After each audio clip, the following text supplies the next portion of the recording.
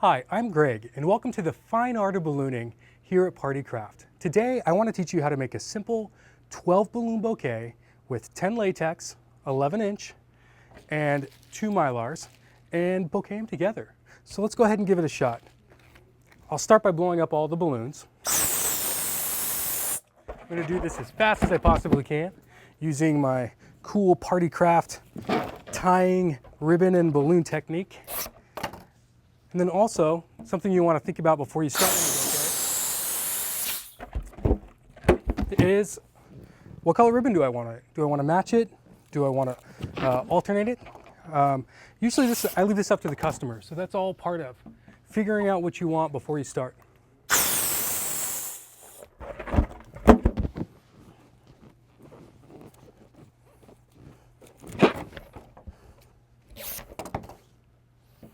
Whenever I'm making a bouquet for people, I always like to fun and interesting things to do. Sometimes we add embellishments like tails and collars to our balloon bouquets. It could be like a regular bouquet, and then you just spend a couple bucks here, a couple bucks there, and $5 later you have this exceptional bouquet.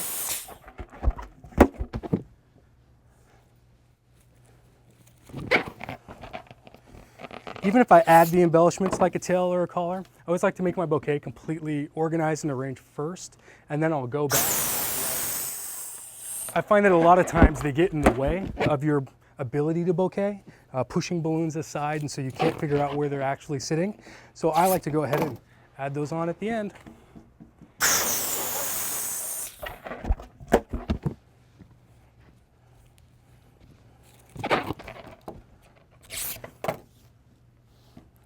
When I am making bouquets, I try not to. That's okay, I'll just have less balloons in my bouquet. When I am making bouquets, I try not to mix up sizes too often. It's okay to intentionally mix them up every now and then, like maybe you have a 16-inch balloon and you want to put that on the top of the bouquet. Or maybe you have 216 or 316 and you're going to stagger them in the bouquet and you're going to wrap 11 inches around it. Those are all decisions you have to make while you're picking them out.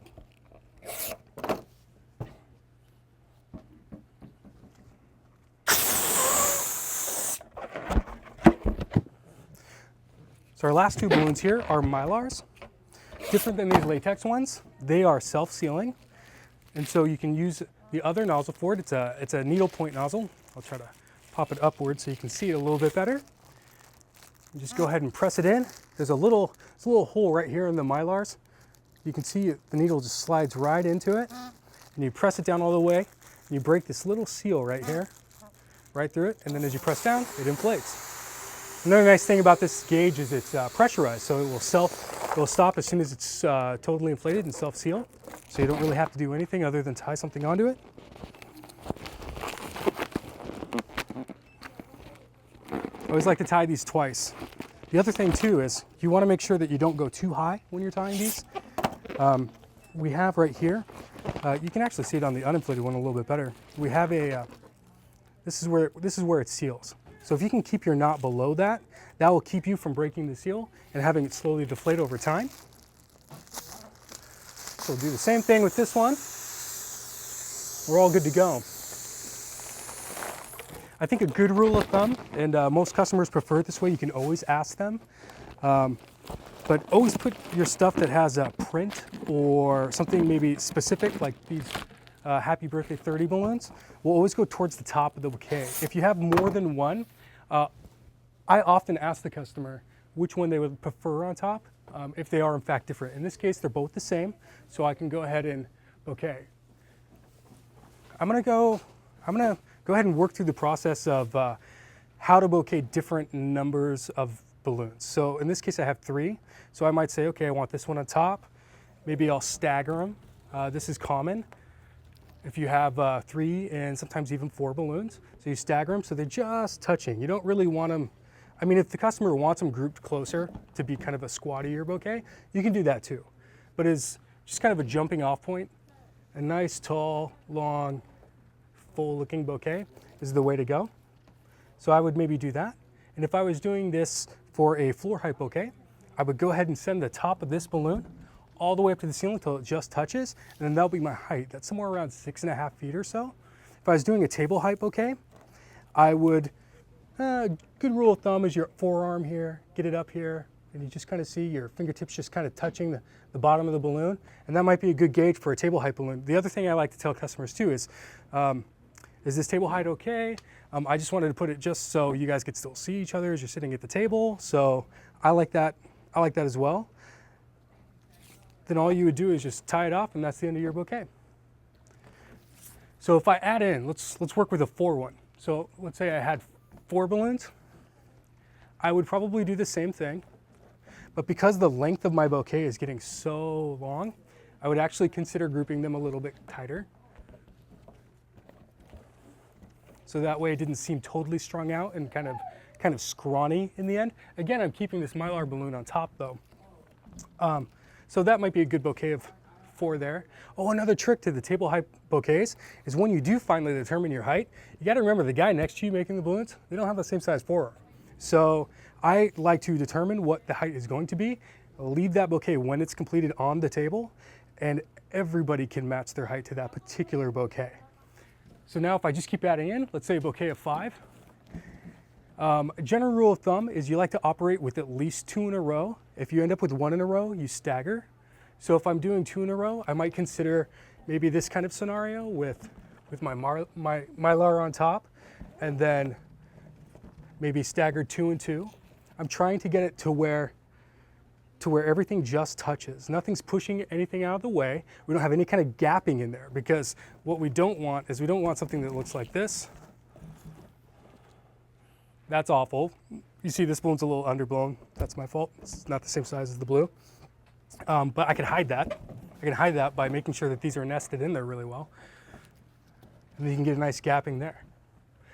As far as table height, I would say I wouldn't do many more than this for a table. If the customer has like a big venue, a tall venue, then you might consider going more balloons. But generally speaking, I think keeping people around this number for table height is good, or less.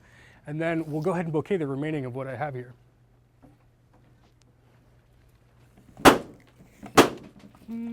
So it's getting less and less by the minute. I have 5, 6, 7. I have 7. So I'm probably going to end up with 1 on top, so I know that much. My layers aren't going to exceed rows of 3. Then I know that I'm going to have at least a layer of 3. And then I'll have another layer of 3. Math works out. So as far as deciding how I want to arrange these, I try not to group the same color in the same row. I find that you end up with the kind of lopsidedness in the color scheme. And then also, I try to split up the Mylars if there's more than 1 Mylar in the bouquet. So in this case, if I know that I'm going to end up with 1 balloon on top, a row of 3, and another row of 3 for a total of 7 balloons, I'll put 1 of the Mylars on top, 3 latex balloons in the middle, and then 2 latex balloons in the Mylar on the bottom. A really great way to decide whether your rows are level is to build from the bottom up.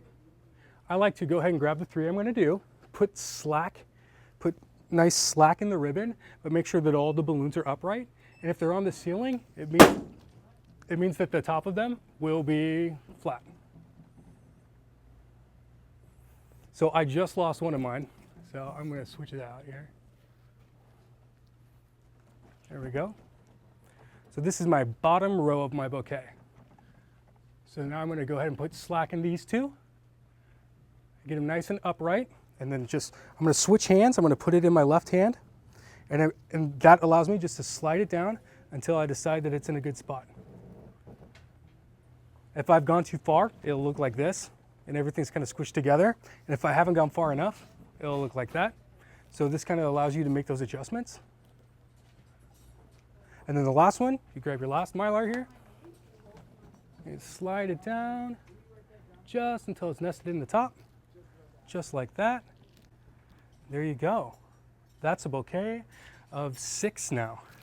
And remember, the party starts here at Party Craft.